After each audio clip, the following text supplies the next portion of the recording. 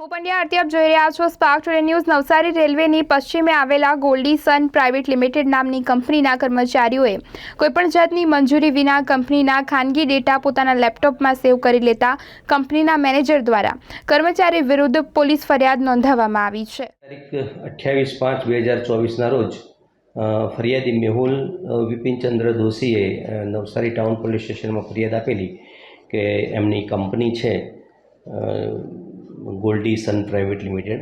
એ goldy સન private લિમિટેડમાં એક general manager અને operations તરીકે ફરજ બજાવે છે ધર્મેશ મનસુખભાઈ વડસક।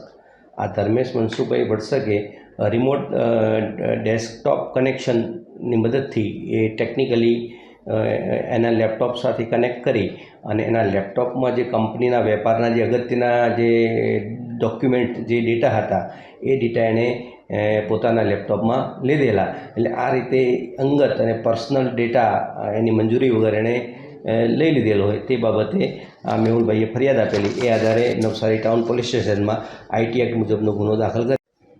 આ ગુનાના આરોપી ધર્મેશ મનસુખભાઈ વડસકને અટક કરવામાં આવેલ છે અને નામદાર કોર્ટમાં રજૂ કરી અને 1 દિવસના રિમાન્ડ ઉપર પણ લેવામાં આવેલ છે।